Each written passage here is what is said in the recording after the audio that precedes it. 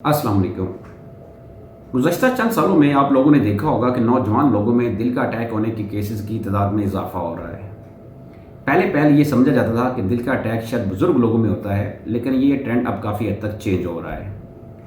International studies और south Asian data के मुताबिक जनूबी एशियाई ममालिक के लोगों में दिल का अटैक होने का रिस्क दूसरे ममालिक के लोगों की निस्बत 5 से 10 साल पहले होता है।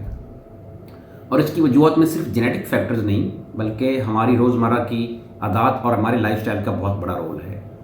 अगर हम नौजवान लोगों में दिल के बढ़ते हुए वाक़यात की वजूहत की बात करें तो इनमें एक बड़ा रिस्क फैक्टर स्मोकिंग और वेपिंग का इस्तेमाल है। अक्सर नौजवान सिगरेट स्मोकिंग या वेपिंग का इस्तेमाल करते हैं। ये चीज़ें खून की नालियों को डैमेज करती हैं और खामोशी से उनमें ब्लॉकेज का बायस बनती हैं, जो कि दिल का अटैक का बायस बनता है। इसके अलावा एक और बड़ा अहम रिस्क फैक्टर हमारी पुअर डाइट है। आजकल अक्सर लोग बेकरी आइटम या कोल्ड ड्रिंक का इस्तेमाल करते हैं या जंक फूड का इस्तेमाल बढ़ गया है।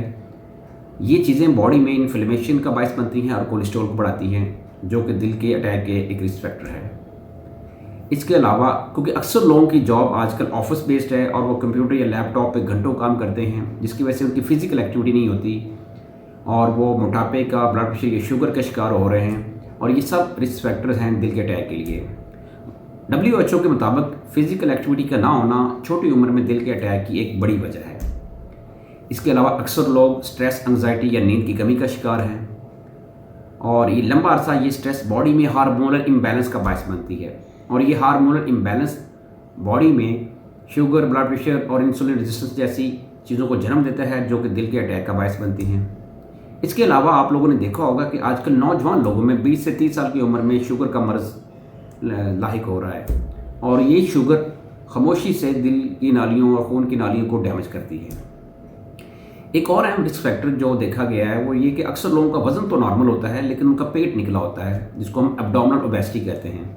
और ये एब्डोमिनल ओबेसिटी बॉडी में इंसुलिन रेजिस्टेंस और मेटाबॉलिक सिंड्रोम का बायस बन रही है, जो कि दिल के अटैक का एक रिस्क फैक्टर है। कुछ ऐसी अलामत हैं जो अगर किसी नौजवान में हो तो उसको फ़ौरी अपने डॉक्टर से मशवरा करना चाहिए, जैसे कि सीने में दबाव या वज़न का होना, छाती में दर्द होना जो बाएं बाजू, जबड़े या कमर की तरफ जाए। इसके अलावा सांस का फूलना या बिला वजह घबराहट या पसीने का होना।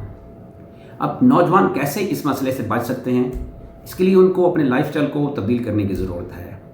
रोज़ाना की 20 से 30 मिनट की फ़िज़िकल एक्टिविटी लाजमी करें, नींद अच्छी लें, डाइट को बैलेंस करें और इसमें कोल्ड ड्रिंक्स वगैरह का इस्तेमाल कम करें, और फाइबर और फ्रूट सब्जियों का इस्तेमाल ज़्यादा से ज़्यादा करें। और इसके अलावा ऐसे नौजवान जिनकी उम्र 30 साल है और बज़ाहिर उनको कोई मसला नहीं, वो बाकायदगी से अपना शुगर, ब्लड प्रेशर और लिपिड प्रोफाइल कराते रहें, ताकि अगर कोई रिस्क फैक्टर उनकी बॉडी में मौजूद है तो उसको टाइमली मैनेज किया जा सके।